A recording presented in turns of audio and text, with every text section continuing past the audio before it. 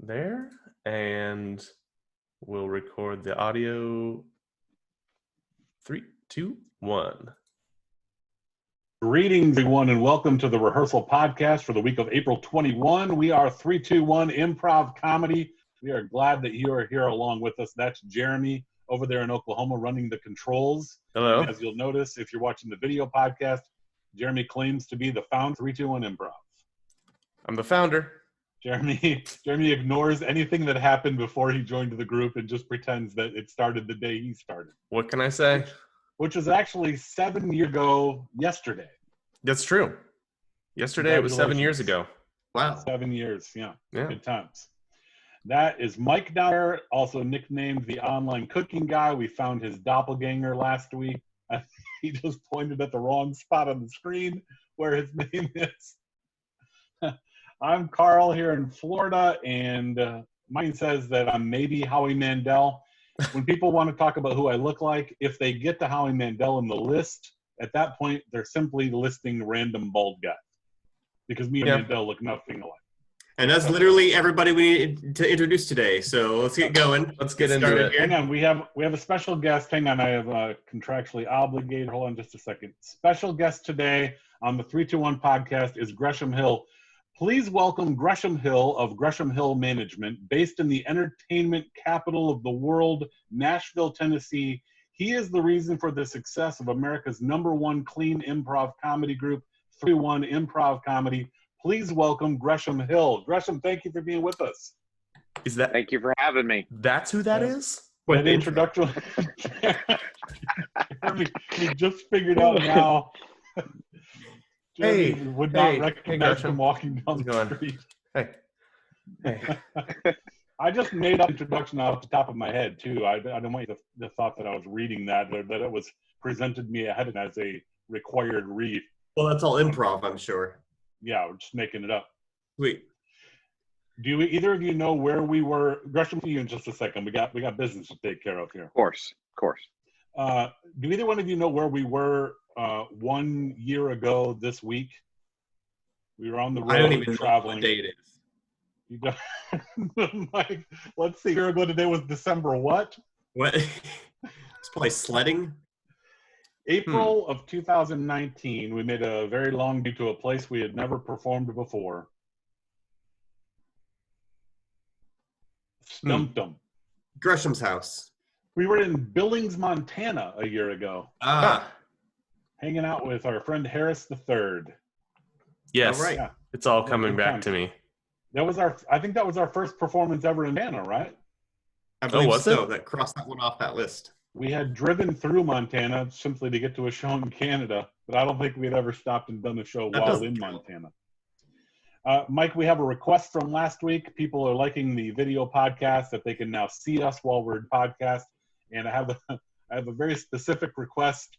Somebody would like to see Mike's camel impersonation. What? My camel impersonation. Is there any way you could give us an impression of a camel? It's probably similar to a llama. He's out of practice. Right there. It's that dislocated jaw right there that gets you every time. It's kind of disturbing. Gresham, you okay? Yeah, I had to wipe that out of my eyes. Sorry. They spit. Gotta watch out. There for a second. Take a sip of the unsee juice so you can unsee that. All right, let's talk to Gresham here for a second. Gresham, how long have you been in the artist management business? Wow. 21 years. Wow, it's pretty good. Would you consider us artists? Definitely not. Good. Yeah. Can we do the thing like Jeremy does where Jeremy claims nothing happened before, so we'll just claim that just the last 5 years we've been working together, we'll just say you started then. That's right. That'll work. Right. Okay, perfect. How many artists do you currently represent? And so that doesn't include us because Mike just confirmed we are not actually artists. That's true. So, So it was 28 before this podcast. I guess now it's 27. Yeah. 27 artists. All right. And then more importantly, how many artists have fired you? Wow. Probably more than 27, to be honest. I was going to say, I've heard of some of these stories, so I know the number's bigger than 1 or 2. Yeah, 27 is currently, when you minus 321, that's current. But let's see, I could probably name at least 10 that have fired me. Wow. Nice. How's that feeling? I didn't know we could fire him. I thought he Yeah. hired us.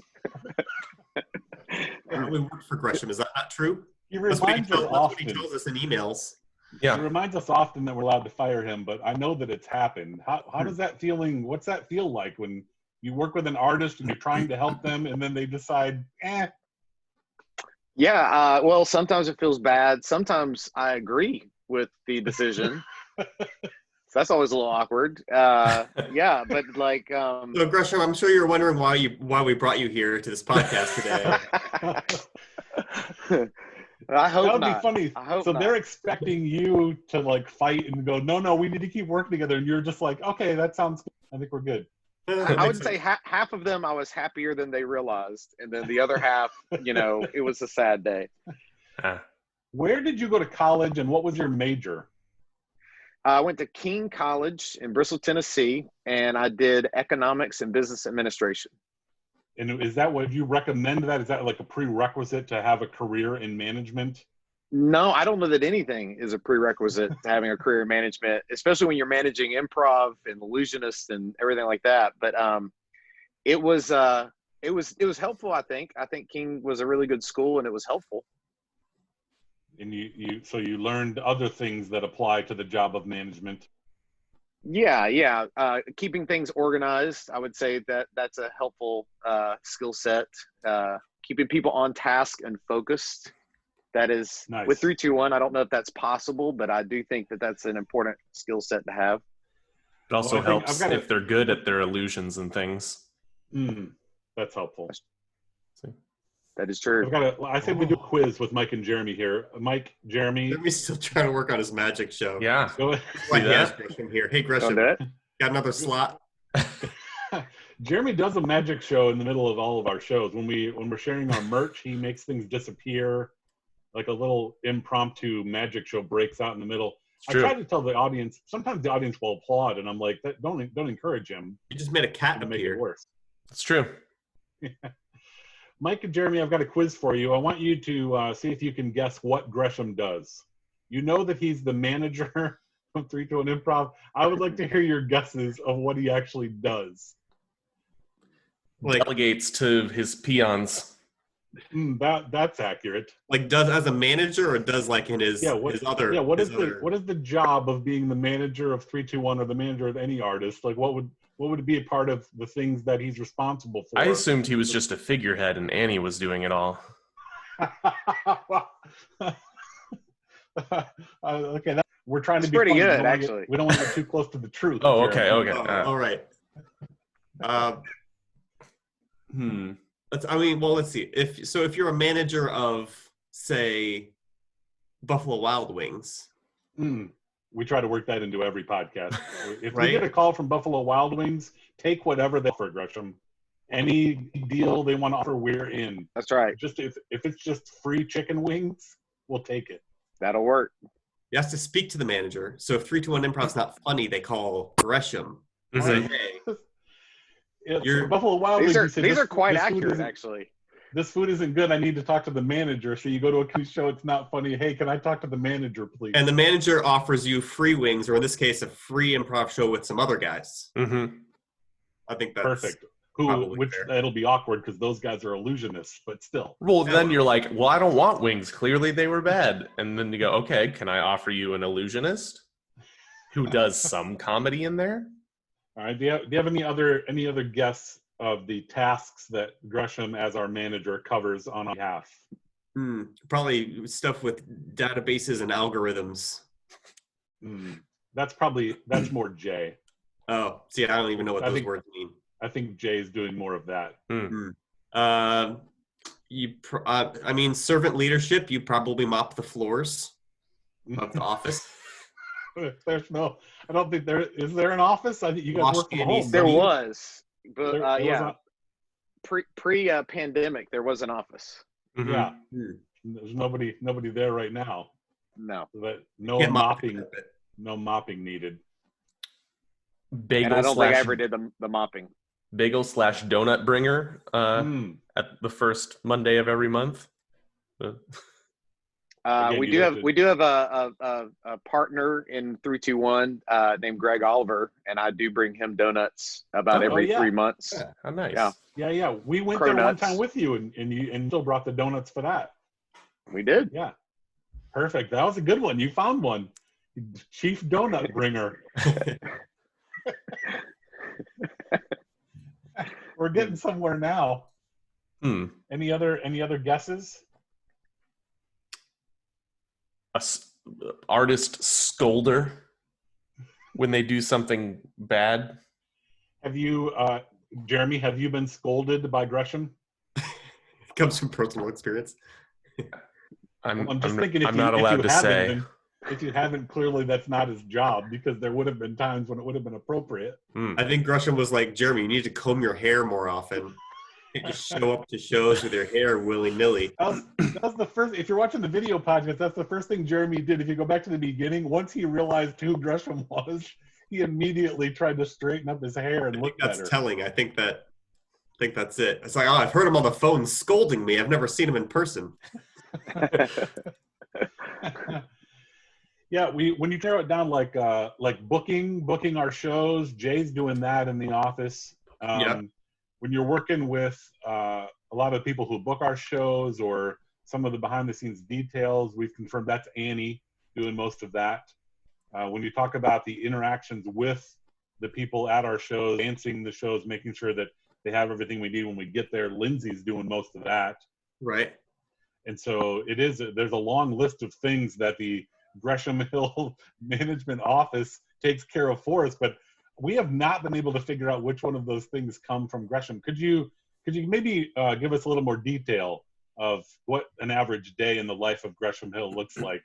If you're not booking our shows, you are bringing donuts. What are the other things that are going on? Yeah. Well, let's see. Sometimes we get up early and we get a good tea time. So that's part of the goal. Important. It's very important. I live in the golf Nashville, course? so there's a lot of coffee house meetings and restaurant meetings where we get to eat. And then, if I say 3-1 improv at any point during the conversation, that meal is comped. So that's kind of a nice benefit. Can I try that? Is it are you okay with the fact that the IRS is watching this? Oh, yeah, I didn't realize. I didn't know anybody was watching this, to be honest. So. Mike, you seem to have a problem with your camera all of a sudden. Sorry, glitching out a little bit. Yeah, so Annie and Jay do a lot for me. Linda, who you don't always hear about, she does booking as well for us and for 321. So she's always talking to churches and talking to organizations that are interested in bringing you guys in. Do you remember, Gresham, do you remember the first time we met? I should. Remind me. It was in Memphis. Well, this Yeah. is Oh, yeah. It was It was the best day of Carl's Hope life. Church. You came Yes. to our show. It Hope is Church, one of the. I remember it. It is it's in the top 10 list of the best days of my life. You came to see our show in Memphis. I don't know how you remember this moment. Here's the way I remember it. We did our show at a big church in front of, I don't know, like 1,000 people or something. And after our show, I'm in the back talking to you, and we're watching, I think there was a band playing or something after us. And you looked at me and you said, that was really good. Like, and you seemed very. Jay's calling right now. Jay, Get me on the podcast now. You're fired. Jay, we're interviewing Gresham on our podcast. Yeah, right now. I'm talking to you on the phone on the podcast. Gresham's trying to tell. Ask him what I do for a living. Maybe he can. What does answer that. Gresham do? He's trying to tell us that he does the work at the office, but we know that you're doing most things. Jay, somebody paid him to say that. He said no, he does it all. He's getting paid. Wow. He's getting paid to say that. Jay, I'll call you back. We got to finish the podcast. All right. He's like, so how's it going? Jay's trying to move in on your time here. Oh my goodness. There was like this look of, when we first met, there was this look of almost surprise. Like, you came to our show, you knew about us. We were kind of talking, having some conversations. But you looked at me and you were like, oh, because you said, how often does it go that well? And I'm like, yeah, it always goes that well. You were like shocked. Yeah. Well, in the world of Christian comedy, I'm not used to hearing the audience actually laughing at the jokes. Please forgive me, all those that have worked with me in Christian comedy. No, like seriously, if you're a stand-up comedian, it's hard work, and I would say there's only a handful of Christian comedians who are really good at what they do. And so when I went to the 321 show, I was really surprised, like pleasantly surprised that, the crowd literally, their stomachs hurt at the end of it. Yeah, it was a good time. And I think the thing I remember from that time, but when we first started talking, was when we started working together, it was so refreshing to see your approach. And you didn't want to just come in and take over. You didn't want to take us and just plug us into some system that you already had going. You wanted to learn what we were doing. You wanted to learn how it worked and where you could be of most benefit to us, where you could help us. And man, I really appreciate that. You've done a great job for us, and we really appreciate all that you've done over the years. So it's been really good to work with you. Jeremy's getting 2 thumbs up, even though, again, he has no idea what you do. It's working. But he's playing along really well. So a couple of serious questions for you, Gresham. I'm curious to hear your thoughts about how ministry happens through clean entertainment. Your space is we thought is kind of in between. There's a lot of people who book and promote music artists. There's a lot of people who book and promote like author, speaker kind of people. And then there's this middle ground where we're doing this kind of clean entertainment thing that has ministry attached to it. What are your thoughts, and maybe, kind of what brought you into this area about how ministry happens through some of that clean entertainment that you represent? Yeah. Well, obviously when you guys do a non-faith-based event, you come in and you share clean entertainment and people love it. But when you go into the ministry side of things, when you do churches, there's a different purpose for that, right? And so I think what gets me excited about what you guys do and what other people that I do that are unique is that it not only grabs their attention, but it also draws a crowd that's different than what you would typically draw at a church. It draws people that want to invite their friends, invite their family, people of all ages. And really the entertainment side to me captures their attention, and it allows you that opportunity to share a message with them that they're going to actually listen to rather than zone out from. I think of that especially with like the younger crowd, like the youth. Sometimes they're going to zone out if it's a 20-minute, 25-minute speaker, but with you guys, they're going to be fully in tune, and they're going to remember just about everything that you said and did during that show. I'm sorry, what were you saying? And was that intentional when you started doing this? Was it intentional to be in this space with like kind of the entertainment thing in the middle, or did that kind of happen over time, or like was that what you specifically wanted to do? Well, I'd say it kind of happened because I started doing this in 1999 with a friend of mine named Brad Fogarty, and he was a speaker and he was traveling, and he just needed help traveling and speaking and figuring out how to run his organization to do that. And the next person we worked with was a worship leader. And so I thought, okay, this makes sense. We have a speaker, we have a worship leader. This is a package that people are going to want and need. And then we got really God laid it on our heart to reach out to a guy named Brock Gill, who was an illusionist. And I was like, okay, that's the part that doesn't make sense to me. We've got a speaker, and this is back in 1999, by the way, too. So there was no other illusionist that I knew of doing ministry at that time. And so we started working with him. And then over time, we started realizing what an effective ministry Brock had. And we started looking for more unique artists who were sold out to share the gospel and sold out to share what they do as a ministry. And eventually that led us to you guys.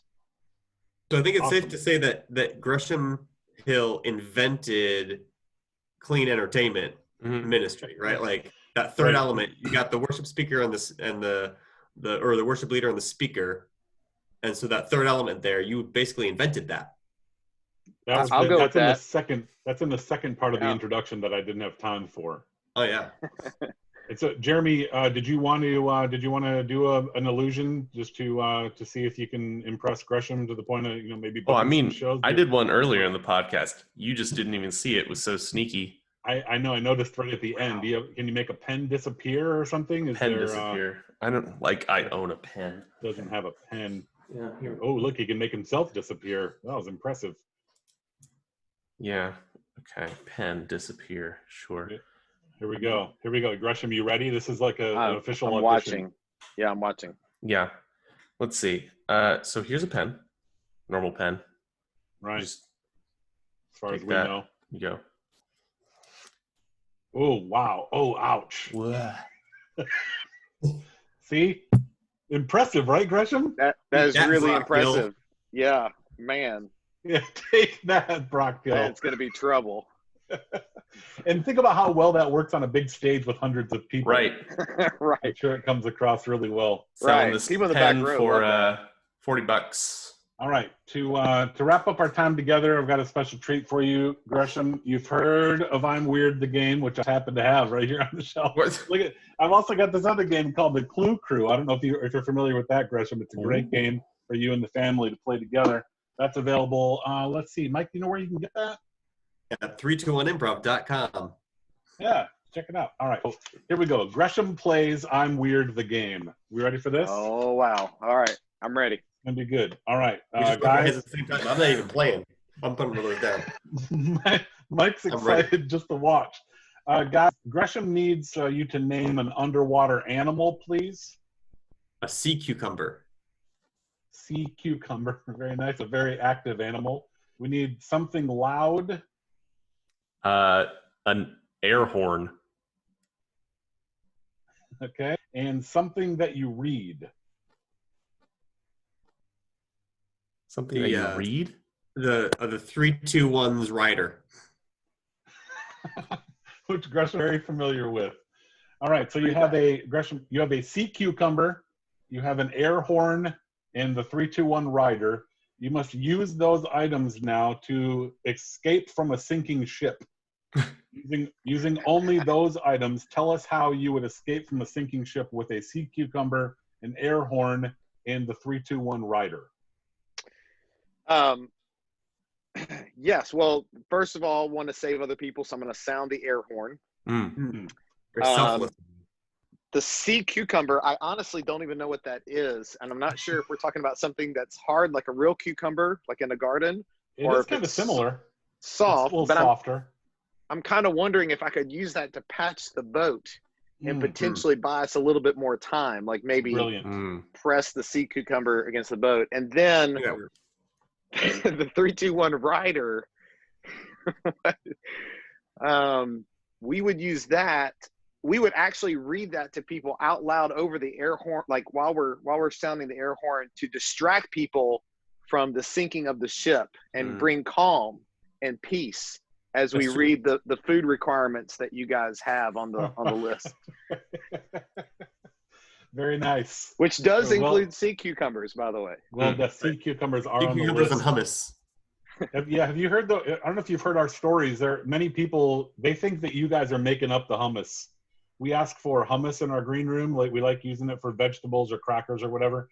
And we show up and they go, your management team told you on this hummus, but we got you chocolate instead, because we didn't think, well, why would they want hummus? And then, Must be a joke. They're comedians, right? Where was the place? We were at one place where they had put some girls in charge of the green room, and the girls didn't know what hummus was. It was a high school Bible club, and they're like, we were laughing so hard when we saw that. What hummus? We thought that was so funny. Like, what even is that? Like, well, it was going to be our snack, but I guess not. No, not this time. Tasty Humus. All right. Well, Gresham, we appreciate you joining us on the podcast here and sharing some insights. We appreciate all the work that you do for 3-2-1 and that your team does as well. And we joked a lot about the fact that you don't do anything. We know you do a lot. We know that you have a great staff, and we're thankful to all of them for the help that they give us. I'll give Jay a hard time for interrupting your interview. So we apologize for that. I've enjoyed my time. Thank you, guys. Thanks for being here. That's all the time we have for this week. We will talk again next week. Thank you for listening and or watching. We are 3-2-1 Improv, 3 Christian guys combined into one ministry. Mike messes up the counting every time. All to bring glory to the one who makes it all possible. Be sure to keep up with us on social media at 3-2-1 Improv. You can check out those games that we have at 321improv.com. And we will talk to you again next week. This podcast ends in 3, 2, 1. So there, the audio podcast is over, and Right. now the people on the video podcast get to stick around and see the behind the Exciting. scenes. Oh wow! Nice job Seriously? on the game, Gresham. Oh yeah, I thought I did great. They kind of put you on the spot there. It was good to come out That's first good, with though. the servant's heart of I want to save everybody else, so I'll sound the air horn. That was a good Well, move. I have to say, and I guess this is still being aired, but like I have to say, I was proud of you for finding a way to put product placement into the program. I How you'd couldn't be like more that. happy for that. Excellent. We learn from the best. Me. Yeah, we're learning. We're slow learners, but we're learners. Carl, just stand up for a second. Oh yeah, product placement. There you go. Except There it's you go. backwards on Zoom. It'll be Well, it's it'll be backwards on the correct. shirt too, actually. There you go. More product I thought you were just placement. trying to find out if he was wearing any pants. All these Zoom Carl, calls, like stand up. No, sit back down. Stand up first. The common joke here, Gresham, is that once we're done with the podcast, me and Mike feel like, okay, cool, it's done, and this is only the beginning for Jeremy. Yeah. He's got a lot of work ahead of him. So we're ready to bail. I gotta cut some clips. I gotta upload. I gotta Yeah, download. did you have those posts that you're doing on Instagram from the podcast? They're like a minute long, right? Yeah. And those have been getting some pretty good traffic. Beep beep. Pretty good. That was traffic. It's weird. It's the same sound effect as when you're producing the podcast. Beep boop beep. Beep boop beep. Yeah. All right, Jeremy, there is the email with the notes. Excellent.